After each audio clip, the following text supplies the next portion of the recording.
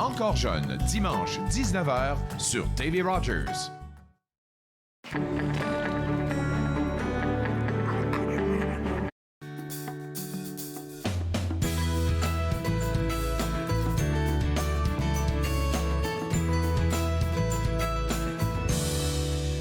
Bonjour et bienvenue entre nous exclusivement sur les ondes de TV Rogers. Je suis Claude Andrea Bonny. Je me ferai un réel plaisir de passer la prochaine heure avec vous.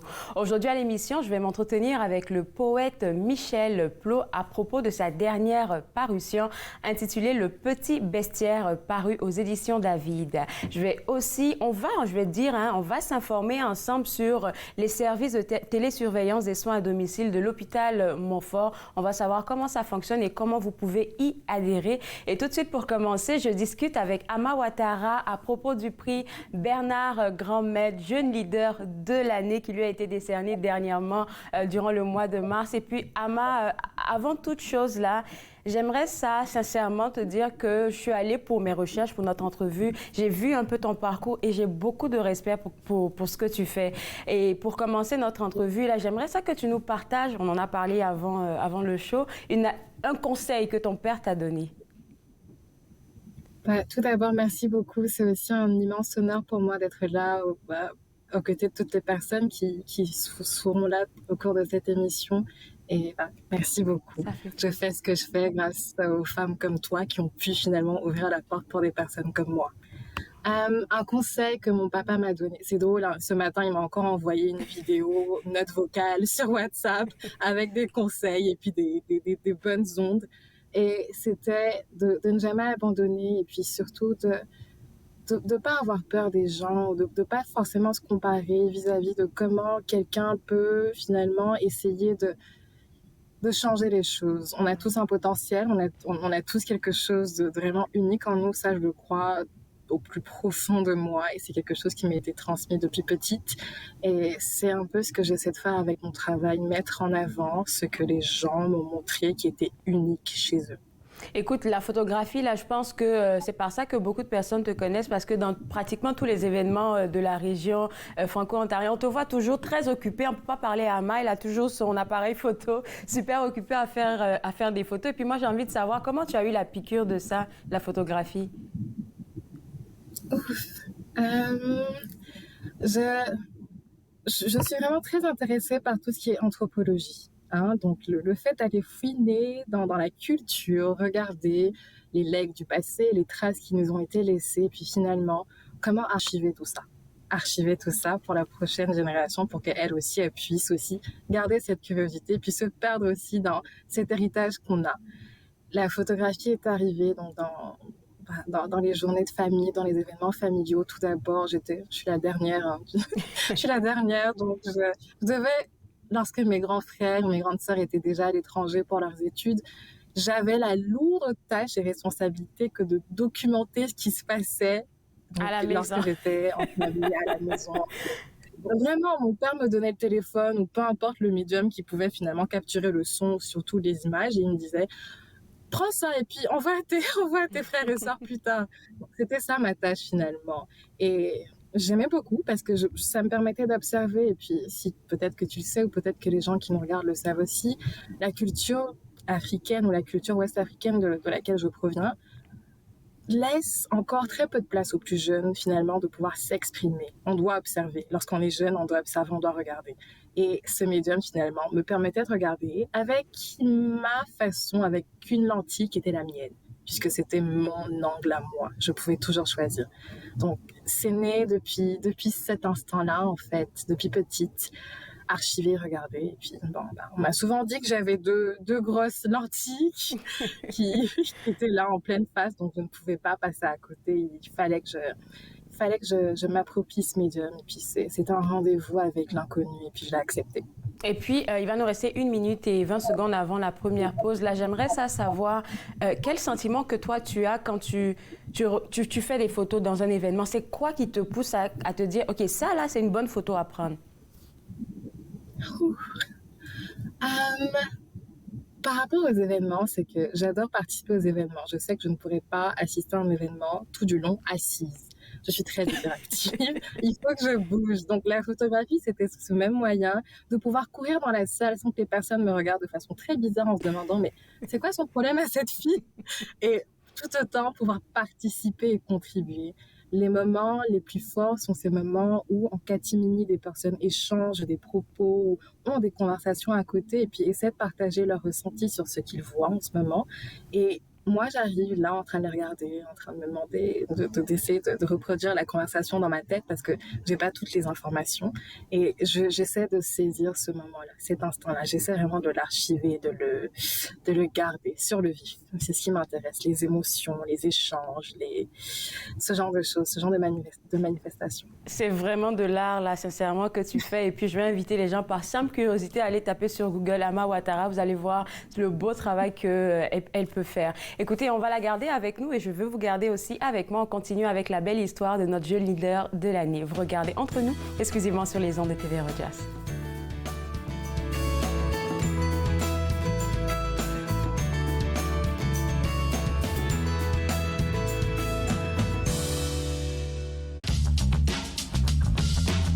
Cette émission est présentée par Télé Ella. Vous êtes enfin aux commandes. Pour en savoir plus, visitez rogers.com.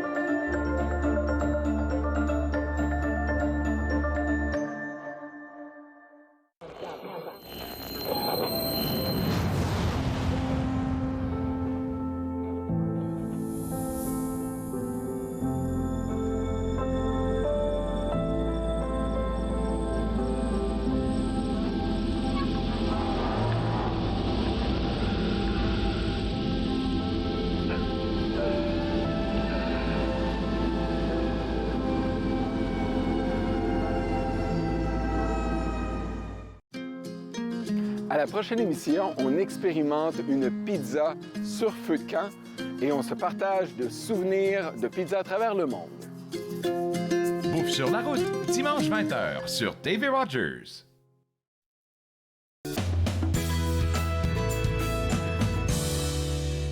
De retour entre nous exclusivement sur les ondes de TV Rogers, je continue toujours ma discussion avec Ama Ouattara, jeune leader de l'année du prix Bernard Granmet 2022. Et Ama, avant la pause, tu nous partageais un peu pourquoi c'était si important pour toi la photographie documentaire. Tu essaies de je vais dire, d'honorer les personnes de leur vivant. J'ai cru voir ça quelque part dans un de tes articles.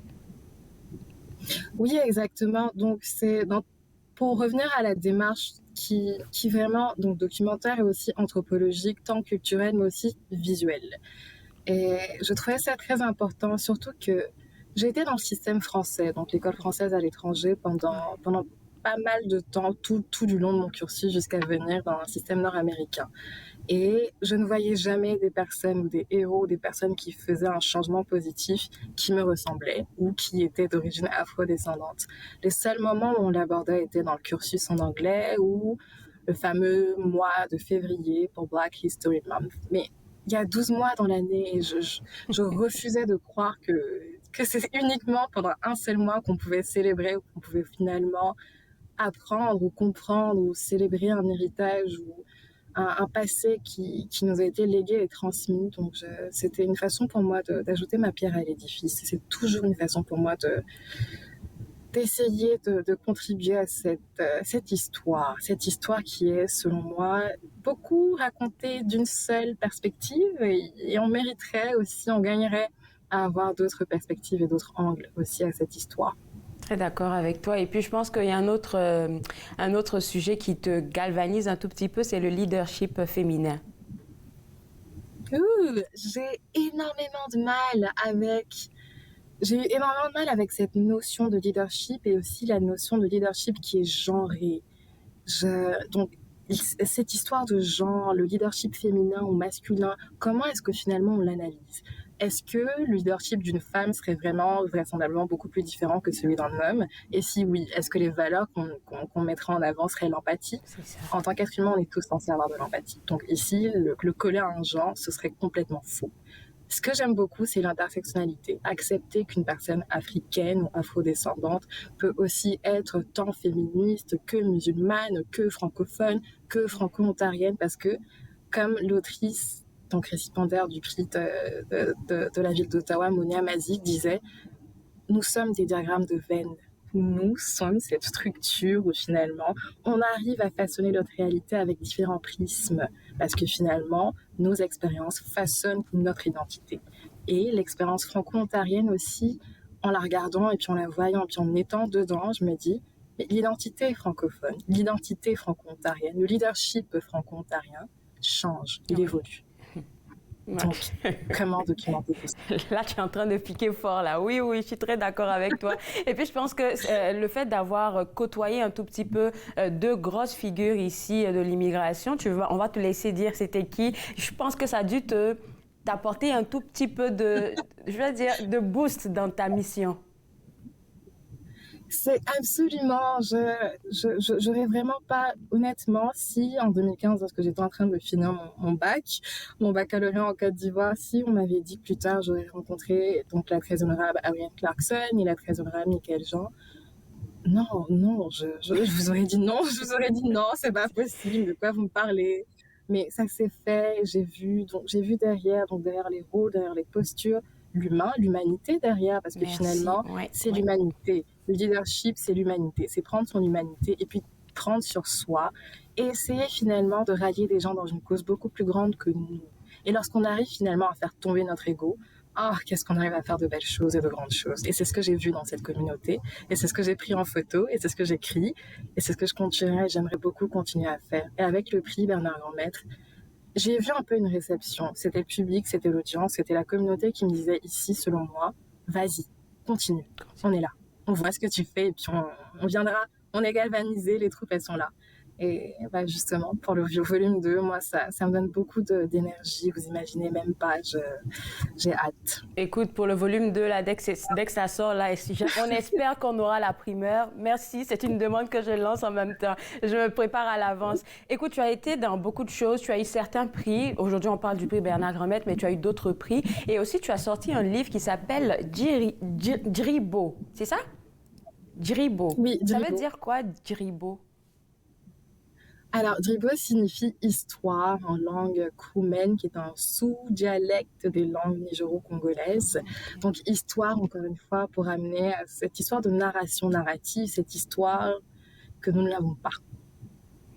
OK. Qu'est-ce qui t'a donné l'inspiration de faire ça?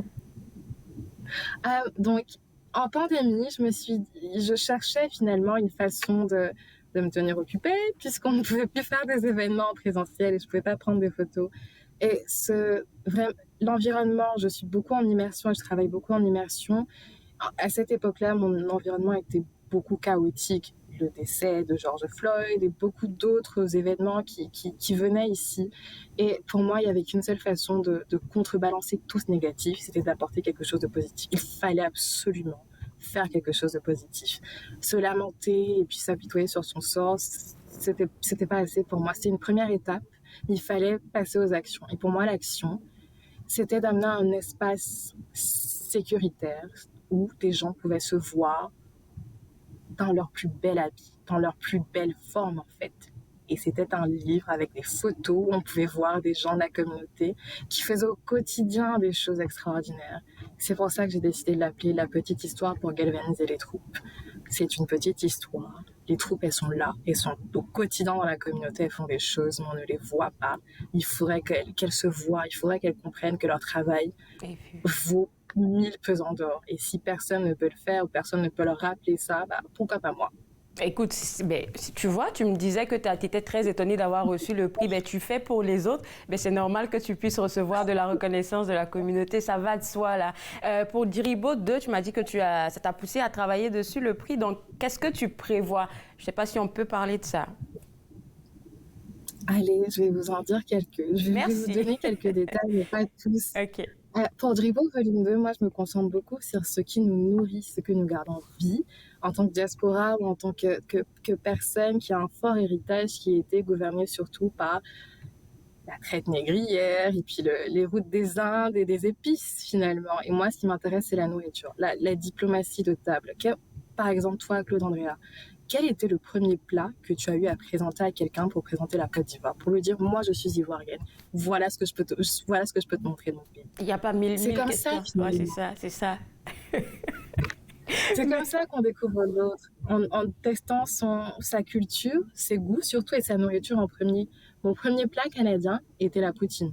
J'ai eu beaucoup d'a priori avant de la goûter, mais le festival de poutine chaque mars, je suis la première à y aller. Merci. Donc c'est pour ça que la nourriture, pour moi, je vais me concentrer sur la nourriture. Merci beaucoup, Ama, pour ton beau partage authentique. On te souhaite plein succès et puis je réitère encore ma demande pour Dribo 2. On est là pour pouvoir en parler. Écoute, bon vent à toi. Au revoir.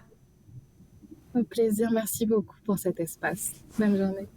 Alors, pour vous autres à la maison, pour suivre l'actualité de Ama Ouattara, comme je l'ai mentionné, vous pouvez avoir accès à elle simplement en allant sur Google, Ama Ouattara, vous allez avoir toutes ces informations pour la contacter. On va prendre une pause et juste après la pause, on va s'informer sur les services de télésurveillance des soins à domicile de l'hôpital Montfort. Vous regardez Entre nous exclusivement sur les ondes de TV Rogers.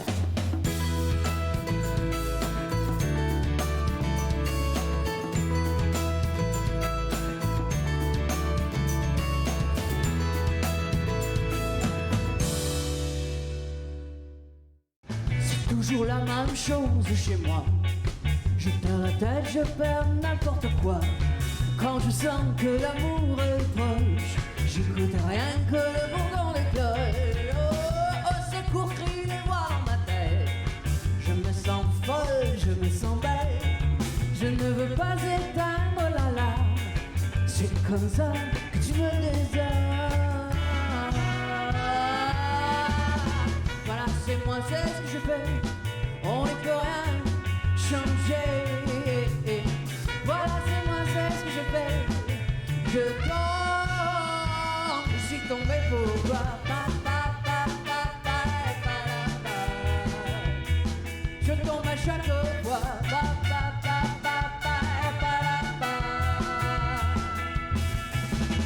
Je sais, mais ça marche pas. C'est un autre cas de chacun pour soi. Ma tête, mon corps en désaccord. Par mon cœur tout d'abord. C'est encore la même histoire. Tu me regardes mais sans me voir. Je te donne tout et j'ai bien tort. Je me suis jeté moi-même dehors. Voilà, c'est moi, c'est ce que je fais. On ne peut rien changer.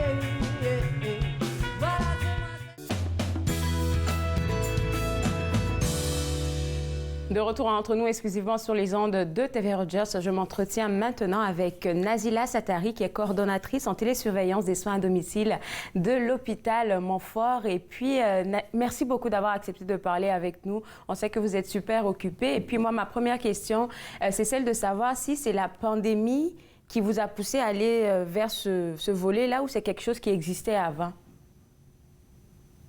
Bonjour, merci. Alors, en fait, à l'hôpital Montfort, pré-pandémie, on avait piloté un programme de télésurveillance, mais puisque c'était seulement un projet pilote, par la suite, ça l'a pris fin. Mais depuis mars 2021, on a réinitié des nouveaux programmes de télésurveillance à domicile. Tout ce qui a rapport avec la télé, ça peut être le télétravail, comme on parle maintenant, la télésurveillance. Les gens vont se dire qu'ils connaissent exactement qu'est-ce que c'est, mais on aimerait avoir ça, votre définition à vous, c'est quoi?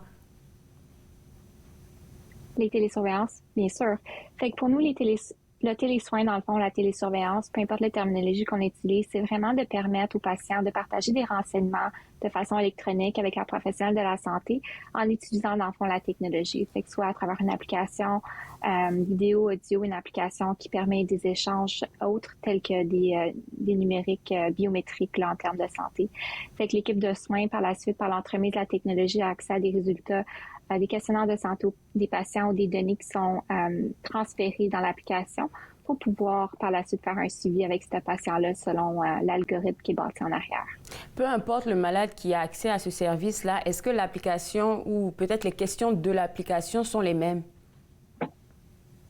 Bonne question. Fait que tout dépend de comment l'application a été bâtie en termes de cheminement clinique. Okay. Fait que les cheminements cliniques sont bâtis selon les diagnostics ou selon la maladie chronique ou aiguë qu'on veut surveiller.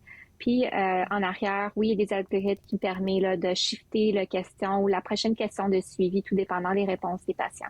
Donc, en fait, là, c'est juste qu'on peut être à la maison et puis on a notre téléphone, en tout cas pour ceux qui ont le téléphone ou l'ordinateur, on va parler de technologie pour avoir accès à l'application et pouvoir discuter en temps réel avec notre professionnel de la santé. Oui, fait que les applications permettent plusieurs fonctionnalités. Fait que ça dépend un peu du programme de la compagnie avec laquelle on fait affaire. Mais à travers l'application, dans le fond, le patient va avoir accès à des questionnaires de santé pour pouvoir communiquer avec leur équipe de soins, comment ils se sentent.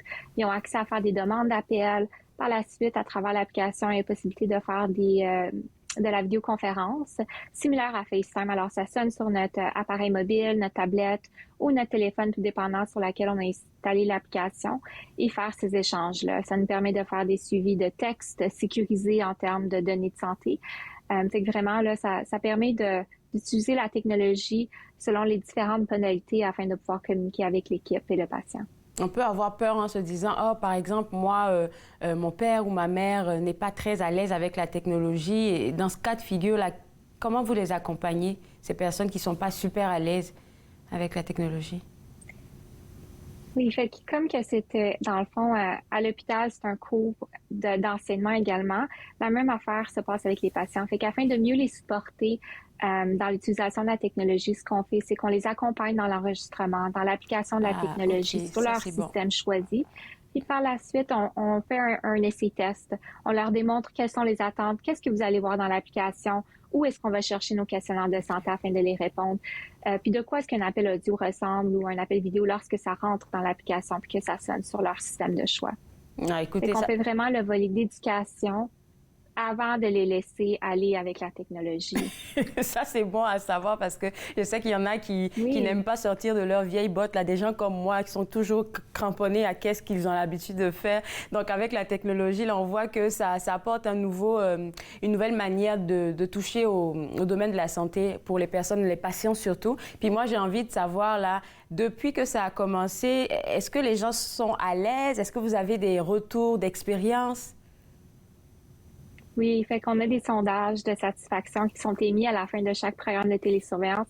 Puis je peux vous dire, là, les résultats sont exceptionnels. Les patients sont tellement satisfaits de la technologie, des soins reçus à travers la technologie.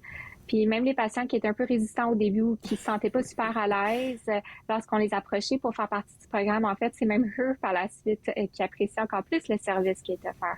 Parce que ça permet vraiment une continuité de soins, un point d'accès une fois qu'on quitte l'hôpital. Puis vraiment, là, ils se sentent bien soutenus, entourés dans la transition de l'hôpital à la maison.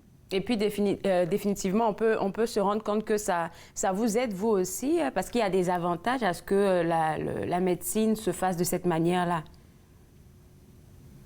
Oui, fait que, tu sais, en considérant l'impact que ça a pour le patient en termes d'augmentation de la satisfaction de l'expérience, mais ça nous permet aussi de déceler si jamais un patient a besoin d'être aiguillé vers un ressource qui peut mieux accommoder leurs besoins en termes de santé, ce qui fait en sorte qu'on réduit, dans le fond, le nombre de retours à l'urgence ou le nombre d'hospitalisations, la durée de séjour à l'hôpital, afin de mieux personnaliser nos soins pour ce patient-là, puis de s'assurer qu'on utilise le bon type de service disponible dans notre réseau de santé et de répondre aux besoins de notre patient. Alors, Nazila, vous avez mentionné tout à l'heure que même les personnes que vous avez approchées pour proposer ce genre de service-là ont fini par adhérer et puis à aimer ce modèle-là. Alors, j'aimerais savoir, c'est qui que vous visez quand vous parlez de télésurveillance des soins? Quel genre de malade, quel genre de patient? Bonne question. Il y a plusieurs types de programmes de télésurveillance dépendant des diagnostics. Fait que si on regarde en gestion de la maladie chronique, on viendrait cibler les patients qui vivent avec l'insuffisance cardiaque, des patients diabétiques ou des patients qui ont été diagnostiqués avec le MPOC, alors maladie pulmonaire obstructive chronique. Mais également, il y a aussi l'autre volet des soins à domicile par télésurveillance pour des patients post-chirurgicaux, avec des patients qui ont été opérés pour divers types de chirurgies, telles que l'arthroplastie de la hanche et du genou, puis par la suite peuvent bénéficier, là, dans le fond, de ce type de programme pour pousser l'éducation, les diriger, les coacher, puis les supporter là, dans le volet de soins. C'est très intéressant. En termes post-opératoires. C'est très intéressant ce que vous faites à l'hôpital Montfort. La Nazila, avec votre permission, je vais vous garder. On va prendre une petite pause et on revient juste après. Vous regardez Entre nous exclusivement sur les ondes de TV Roja.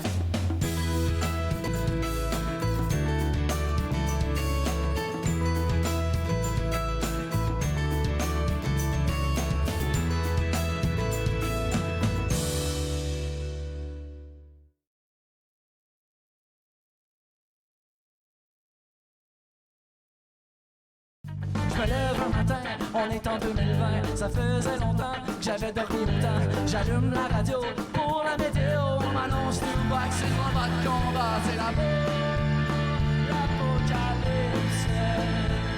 C'est l'apocalypse. Mon chien Théodore se met à nager le crawl dans un lac qui déclare d'uranium et de phosphore. Les morts se déterrent, le cimetière est ouvert. J'ai même aperçu Hitler faire un appel au cellulaire. C'est l'apocalypse. C'est l'apocalypse. Dans tous mes états, j'appelle météo média. Je dis bonjour monsieur, dites-moi donc un peu ce que je peux bien faire. Va falloir que tu gères l'apocalypse. Oh, mais mon cher monsieur, j'ai toujours fait de mon mieux. Fait fret en Ontario pour faire du compostage. Je prends toujours le basic quand le truck est au garage. Puis durant les fêtes, je dis recyclage. C'est l'apocalypse. Tout le monde, ouais. C'est l'apocalypse.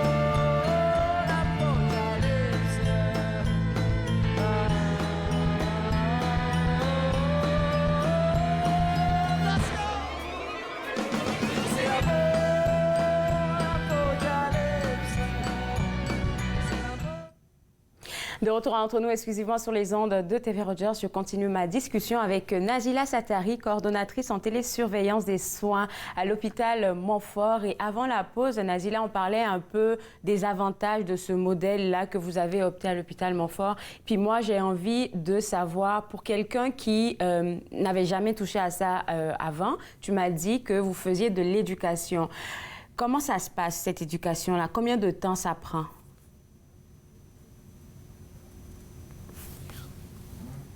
De l'outil qu'ils comptent utiliser puis à quel point ils sont familiers avec la technologie. Fait que comment qu'on fonctionne présentement, c'est qu'on contacte le patient en période préopératoire. Par la suite, on les dirige, on les supporte par téléphone à s'enregistrer, télécharger l'application. Une fois l'application téléchargée sur leur système de choix, à ce moment-là, on part dans le fond le cheminement clinique en test mode afin qu'ils puissent voir de quoi ça va avoir l'air le jour qu'ils quittent l'hôpital après la chirurgie. Puis, à travers l'application, à ce moment-là, on fait des appels par vidéo test ou audio afin qu'ils puissent voir à quoi s'attendre quand que ça sonne à travers l'application sur soit mon téléphone, ma tablette ou l'ordinateur. Si jamais un patient a besoin d'un peu plus de support en termes de ils n'ont pas été capables de télécharger ou ne sont pas super à l'aise, ce qu'on fait, c'est qu'on leur demande d'apporter leur outil technologique le jour de leur opération, puis on va les voir soit en période préopératoire ou après la chirurgie là, lorsqu'ils sont prêts là, à nous recevoir avant leur congé. Ouais, je trouve que c'est super intéressant parce qu'avec la pandémie, là, les hôpitaux, il y en a beaucoup là, qui étaient malades, mais qui ne pouvaient pas aller dans les hôpitaux parce qu'ils avaient tous peur d'attraper la COVID. Oui. Donc, avec ce genre de format-là, ça aide. Absolument, ça l'aide. Premièrement, à trouver une autre modalité de soins qui est similaire à un modèle en personne, puis qui permet, dans le fond, l'échange vidéo pour pouvoir faire des évaluations, telles qu'une évaluation de plaie plus poussée ou de faire une évaluation au niveau de l'œdème avant d'escalader là, à l'urgence si nécessaire ou à d'autres ressources disponibles. Ah, merci. Alors là, en ce moment, là, j'ai envie de savoir, puisqu'on a parlé du suivi et tout, est-ce que les patients, c'est avec le même médecin traitant qu'ils continuent de travailler ou bien ils auront accès à une multitude de professionnels? Fait que ça dépend du modèle de soins. Chez nous, habituellement, comment ça fonctionne, c'est que l'escalade va revenir au chirurgien le plus responsable ou le médecin responsable, mais tout dépendant encore du type ou de la raison de de la modalité de télésurveillance, le point de repère pourrait être de retour là, par la suite avec le médecin en communauté, avec le médecin de famille ou du patient. Fait que ça varie là, tout dépendant du modèle de soins. Du modèle de soins. Et puis, est-ce que vous avez des critères en particulier qui vous permettent de dire, OK, cette personne-là, on pense qu'elle est capable de retourner à la maison pour avoir ce genre de service? Oui, absolument. Fait qu'il y a des critères d'inclusion puis des critères d'exclusion pour tous les programmes de télésurveillance qui ont été élaborés avec notre équipe médicale puis avec les interprofessionnels de la santé. Fait que si le patient répond à ces exigences-là dans les critères d'inclusion, à ce moment-là, sont admis. Fait qu'évidemment, c'est s'assurer que le patient n'est pas à risque de complications post-opératoires qui nécessitent un suivi, un très aigu qu'on aurait en lieu à l'hôpital, que le patient comprend comment utiliser la technologie, puis que le médecin donne l'accord de congédier le patient sur le programme. OK, donc c'est pas quelqu'un qui peut décider comme ça, « Ah non, je pense que j'aime pas trop l'hôpital, je vais rentrer chez moi. » C'est pas comme ça que ça fonctionne. Non. Non, pas encore. Et puis, on n'espère pas. Écoutez, Najila, j'ai envie aussi autre chose de savoir. Il y a autre chose que j'ai envie de savoir. On a parlé beaucoup du volet des patients, comment vous les accompagnez, comment vous les appuyez et tout ça. Mais du côté de votre équipe à vous, l'équipe technique, comment vous fonctionnez?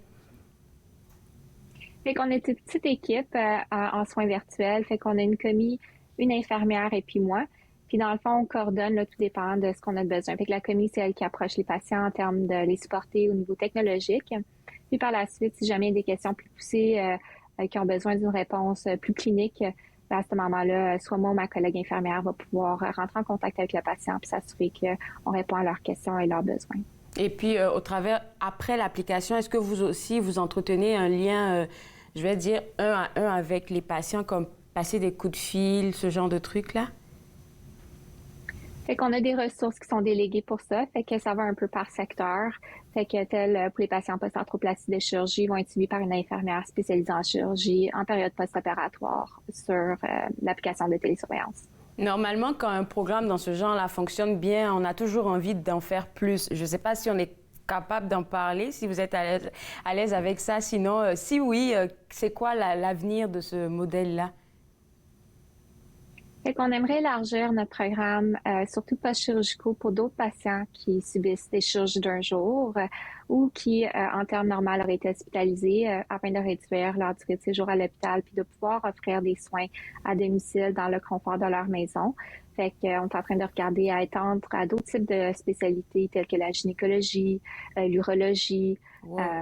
OK. Alors, fait que oui, des projets à venir. Fait que... Alors, ces projets à venir, là, on les voit dans 3 ans, 4 ans. Tout va vite avec vous, là. En processus, alors. En processus. OK, parfait. Ouais. Et Najila, vous, dites-moi, qu'est-ce qui vous passionne dans le travail que vous faites en ce moment? Je trouve que c'est important en 2022 puis dans les années futures à venir. On voit qu'il y a beaucoup de transitions dans la modalité des soins puis l'accès aux soins. Fait que je trouve ça vraiment intéressant de pouvoir innover afin de pouvoir répondre aux besoins de nos patients autres que seulement en personne puis en milieu hospitalier, de pouvoir accroître l'accès à les personnes qui habitent dans des régions éloignées, de pouvoir les soutenir dans la transition. Fait que je trouve qu'il y a beaucoup de place où on pourrait mettre de l'énergie pour pouvoir améliorer puis réduire, dans le fond, je m'excuse de l'anglicisme, les gaps dans notre système de santé afin de pouvoir offrir les soins le plus coordonnés et le plus seamless possible. C'est tellement bien dit, là, vu la pandémie qu'on vient de vivre, et puis on est un tout petit un peu encore dans la pandémie, on n'a pas envie de le dire, mais c'est vrai, mais ça nous a permis de voir les choses autrement. Et puis l'hôpital Montfort, là, chapeau à vous. Merci beaucoup, Najila, et puis au plaisir. Merci beaucoup, bonne journée. Alors, pour vous autres à la maison, pour avoir plus d'informations sur le programme de télésurveillance des soins à domicile de l'hôpital Montfort, www.hopitalmontfort.com, c'est le site web à visiter. On va prendre une pause et juste après la pause, on va s'entretenir avec le poète Michel Plot. Vous regardez Entre nous, exclusivement sur les ondes de TV Rogers.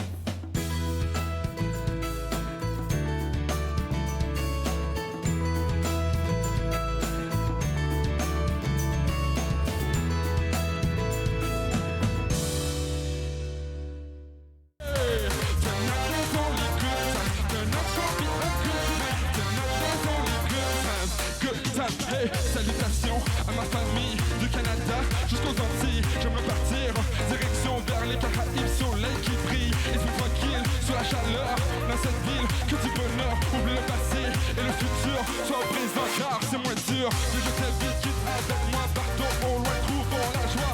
Ferme les yeux, compte 1, 2, 3, sois dans le moment et libère-toi. Échappe-toi comme un enfant, découvre ce qui est à ta portée. Va, qu'on part en voyage ce soir, laisse le vent t'emporter. Car tonight is gonna be, tonight is only good times, hey. Tonight's gonna be a good night, tonight is only good times.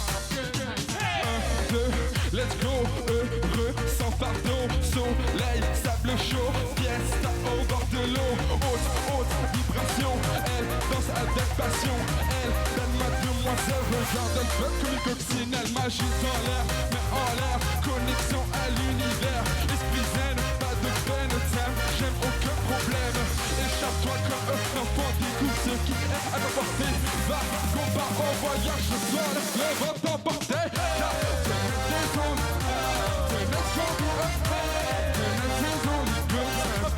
times, hey.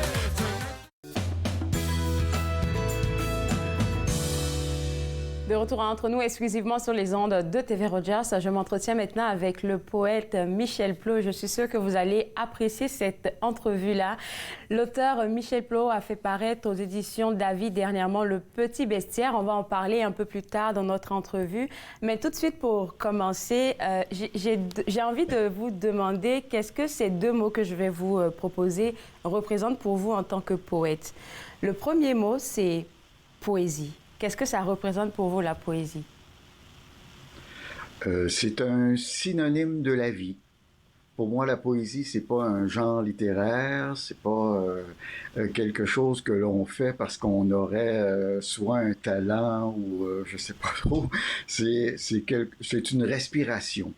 C'est une respiration, c'est ce qui nous permet de continuer à vivre.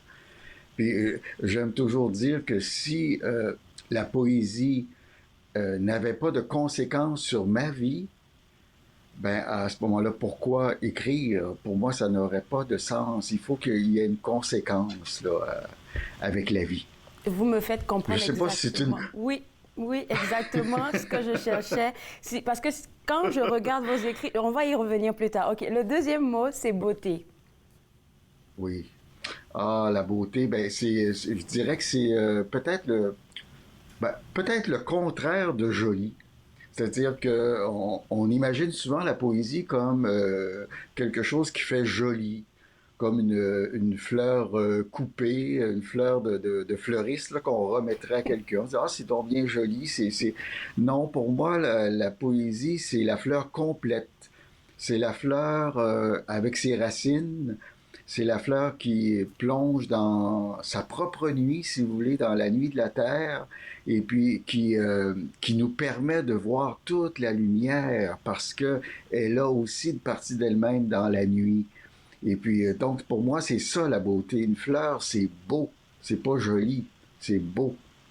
Vous êtes tellement profond. Vous avez même dit à propos de qu'est-ce que vous êtes en train de dire là, que la poésie n'est pas le joli, mais la beauté retrouvée. Ouais. J'ai trouvé ça tellement beau, cette phrase-là. Oui. Ben, c'est parce qu'on la cherche, la beauté. Je vous apprendrai pas que dans les temps que l'on vit actuellement, et c'est vrai probablement à toutes les époques de toute façon, mais disons qu'on vit une période difficile où la beauté, c'est pas ce que l'on nous présente. Oui. Mais est-ce qu'on doit se laisser envahir? Je suis pas certain, pas par la laideur, je suis pas certain. Puis je pense qu'un des rôles du poète, c'est de dire qu'il y a encore, malgré tout, et sans se mettre des visières pour se cacher la réalité, mais qu'il y a malgré tout la beauté du monde et que l'on doit la protéger, comme un berger va protéger ses moutons. Moi, je pense qu'un poète, c'est un berger, il protège le langage. Il protège la parole, une parole qui nous rend vivants. Je suis persuadé, moi, qu'un des problèmes du monde, le monde, je parle de notre société, c'est la difficulté de parler, c'est le manque de parole.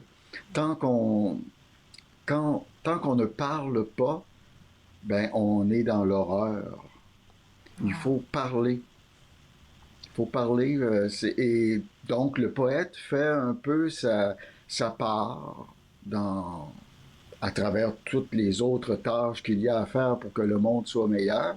Mais il fait sa part en nous rappelant que le langage est synonyme de vie, de beauté. Voilà. Je l'ai dit tantôt, là, vous êtes vraiment très profond. J'ai regardé un peu la liste, c'est une longue liste, là, c'est quand même 30 années d'écriture que vous avez, là. J'ai regardé pêle-mêle la liste des ouvrages que vous avez faits, et puis il y a juste quelque chose qui m'a tapé dans mon esprit, c'était juste que j'ai l'impression que vos ouvrages sont comme des résumés d'apprentissage de votre propre vie, comme si vous léguiez quelque chose à quelqu'un. Je pense que je n'ai parlé que de moi dans mes livres, et ce faisant, j'ai parlé des autres, de tous les autres. Parce que je pense que si on descend profondément dans notre expérience de la vie, dans ce qu'on en comprend, c'est le travail de toute une vie, hein? Oui. Essayer de comprendre notre présence dans le monde. Mais je pense que si on descend profondément dans cette expérience-là, telle qu'on la vit, ben on va rejoindre inévitablement les autres, qui eux aussi sont en processus de connaissance de soi et du monde et des autres. Et puis, j'aime dire aussi que quand je publie un livre, comme les 2 derniers livres que j'ai publiés là, pour les 30 ans de poésie, ben, au fond, ça fait 30 ans que je les écris. Ça fait 30 ans que je réécris un peu le même livre. Chaque livre, chaque parution est au fond un chapitre d'un grand livre, un grand livre rêvé à laquelle je n'aboutirai évidemment jamais. Ce livre-là va rester rêvé, il n'existera pas, mais on pourra en avoir une petite idée en lisant chacun des livres, en se dire « Ah, mon Dieu, ça aurait pu être ce livre-là qu'il aurait écrit. » Alors, on ne peut pas vraiment dissocier Michel Plot de sa poésie. Et puis parce que quand je regarde un peu le parcours, je vois vraiment que la présence de l'enfance, votre enfance, je pense, dans vos poèmes a une grande place. Oui, l'enfance m'intéresse beaucoup, mais pas nécessairement comme un retour nostalgique vers le passé. Finalement, c'est pas vraiment mon enfance plutôt que l'enfance. Je pense que l'enfance, c'est quelque chose qui est encore présente en nous. Au fond, nous sommes des enfants qui ont vieilli. Tellement vrai. On est des enfants qui ont vieilli, et puis, donc cet enfant-là, si on lui laisse encore la parole et la place, il va nous apprendre toutes sortes de choses. Alors, j'imagine parfois le poète comme comme un enfant qui ne sait pas encore écrire. Et qui, moi en tout cas, je ne sais pas si vous avez déjà vécu ça, moi je l'ai vécu dans mon enfance, je me rappelle de m'être amusé à faire semblant d'écrire sur une feuille de papier, oui. Puis à faire des ronds, puis toutes sortes de petites... Et puis, je poussais même l'audace dans mon jeu à faire semblant de me relire, alors qu'il n'y avait rien sur le papier, là. Il n'y avait que des dessins. Et puis, je pense que c'est devant cet inconnu-là aussi que le poète mature, si vous voulez, et se retrouve encore. C'est-à-dire que quand je suis devant ma page blanche, je sais pas ce qui va arriver. L'écriture, c'est pas la rédaction de quelque chose que je saurais. Tu sais, je ne dis pas ce que je sais du monde. Je part à la recherche du monde dans le poème. C'est le poème qui nous apprend ce qu'est le monde, qui me l'apprend, qui l'apprend à nos lecteurs aussi. Et puis ça permet, je vais dire, même de se retrouver, de se trouver qui on est, en fait, en écrivant et puis en découvrant sur nous-mêmes. Écoutez, monsieur Plot, je vais vous garder avec moi. On va prendre une petite pause. On revient juste après. Vous regardez Entre nous, exclusivement sur les ondes de TV Rogers.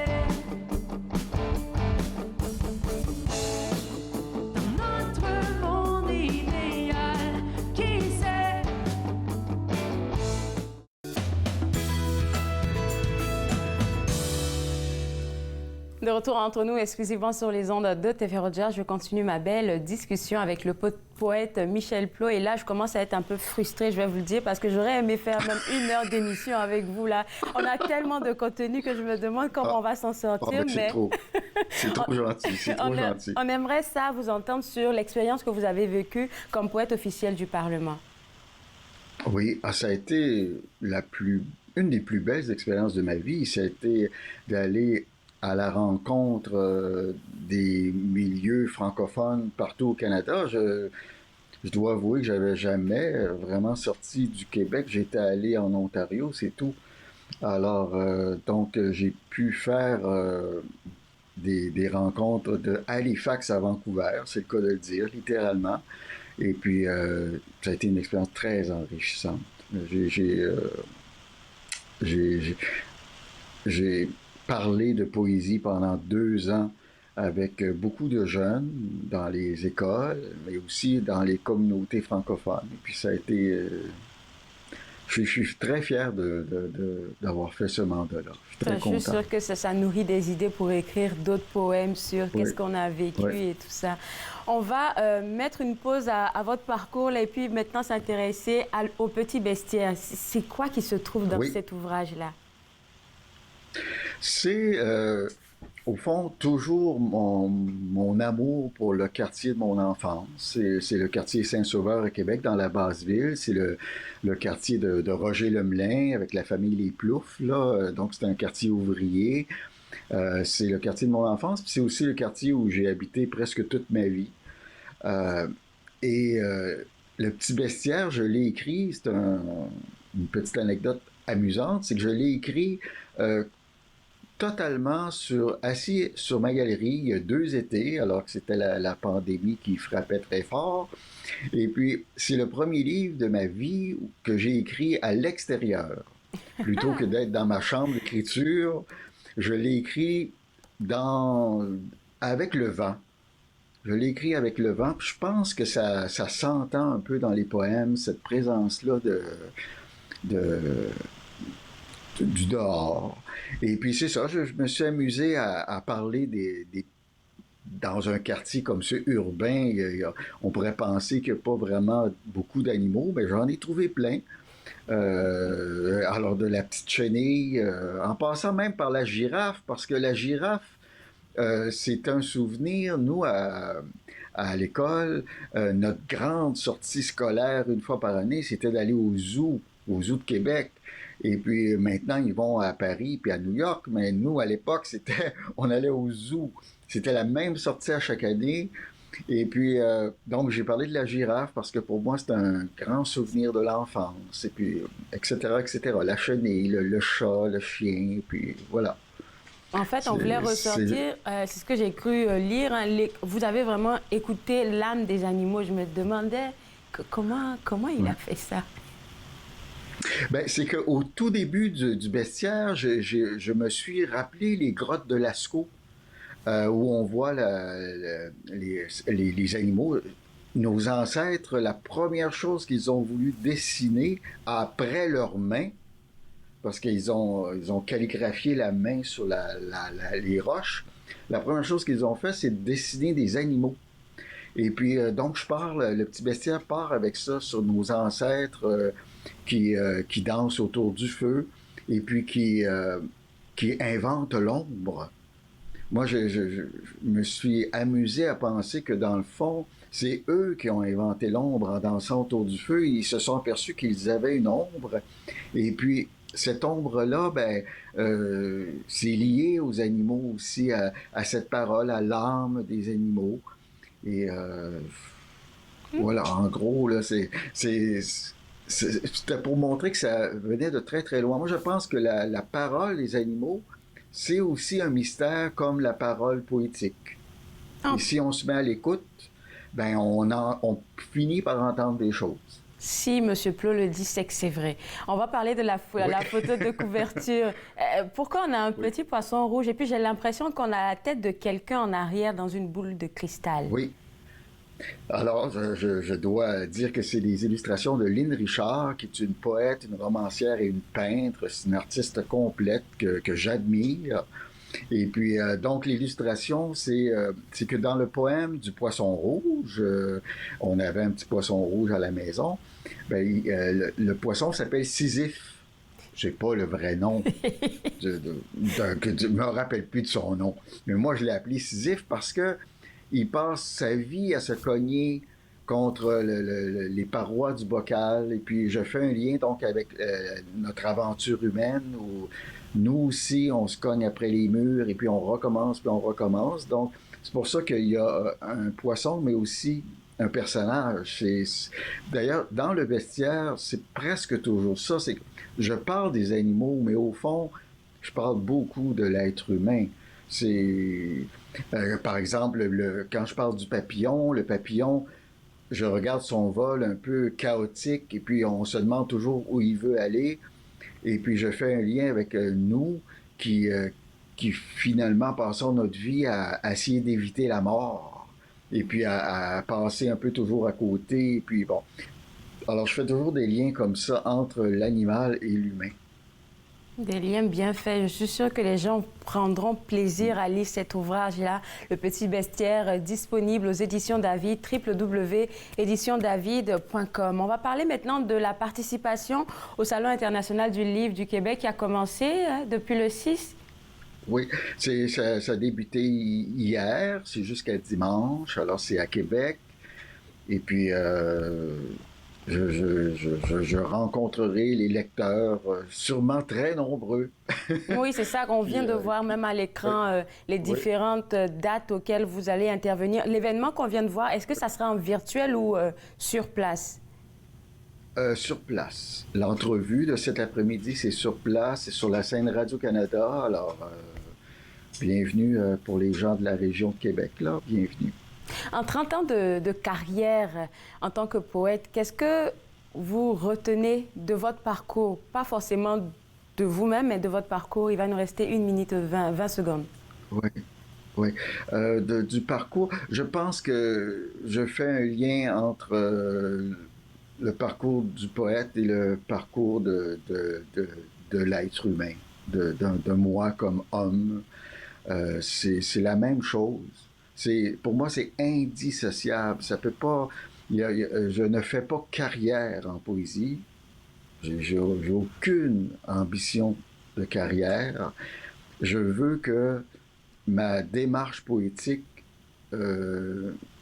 m'amène à être une meilleure personne, puis à connaître un peu mieux les autres, à connaître un peu plus le monde. Oui.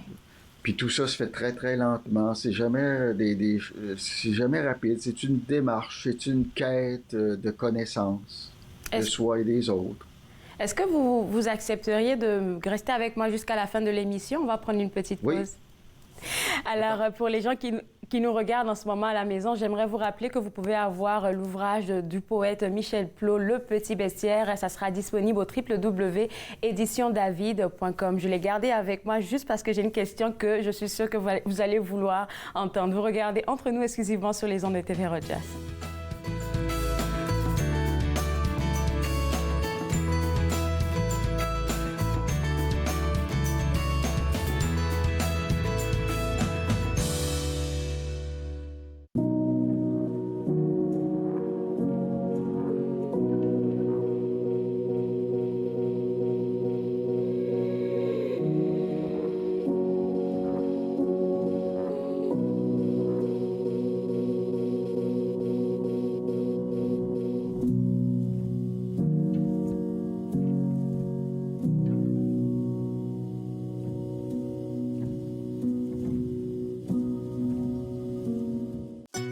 Il y a de la recherche au Canada français. Seriez-vous surpris?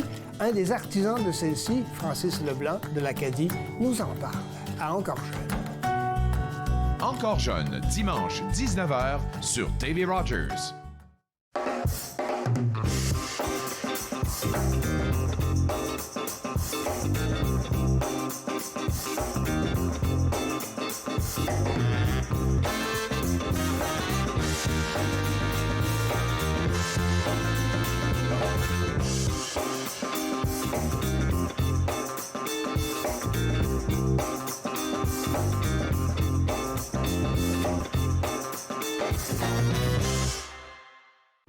À la prochaine émission de Vivre Ensemble, j'ai le plaisir de rencontrer Mme Jocelyne Constant. Elle aura le temps de nous parler de sa vision et de son parcours et surtout du Vivre Ensemble. C'est un rendez-vous. Vivre Ensemble, lundi 19h sur TV Rogers. De retour entre nous exclusivement sur les ondes de TV Rogers, toujours avec le poète Michel Plot. Et Monsieur Plot, j'ai envie de vous demander, après 30 ans de carrière, quelle est votre astuce pour vous réinventer dans votre processus d'écriture? Oh, belle question. De simplement sentir que je ne suis qu'au début d'une démarche. Je sens que je ne suis qu'au début et puis que c'est de l'approfondissement qu'il faut. C'est pas tant de faire du nouveau à tout prix. C'est de simplement approfondir la démarche. Donc, en fait, vous restez toujours dans la posture d'apprenant, en fait. Absolument. Absolument. Merci de le dire. C'est exactement ça. Merci beaucoup. Et puis, je vous souhaite Merci bonne chance vous, pour toutes vos activités. Oui, avec plaisir. Merci. Merci. Alors, pour vous autres à la maison, pour vous procurer Le Petit Bestiaire, ça sera disponible au www.éditiondavid.com. Moi, je me suis fait le plaisir de passer cette heure avec vous. On sera de retour demain à partir de 11h. Et demain, je vais discuter avec Éric Barrette à propos du prix Bernard Grand-Maître, intervenant en éducation qui lui a été décerné durant le mois de mars. Je vais aussi discuter avec un représentant de l'Université Saint-Paul à propos des questions écologiques et environnementales. Tout ça et bien plus demain à partir de 11h. Bye bye!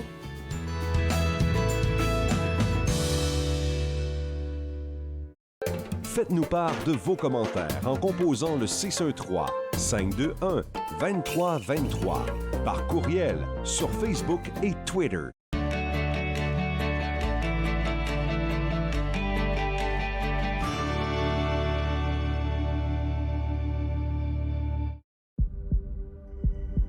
On peut souffrir, être blessé, être écorché,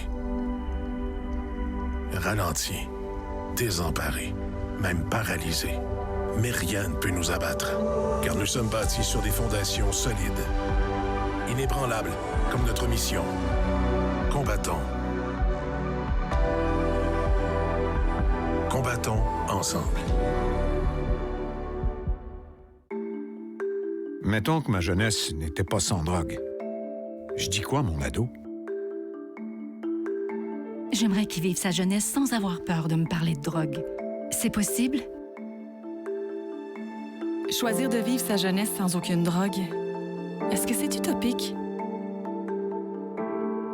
Des questions au sujet des jeunes et de la drogue. Jeunesse sans drogue Canada.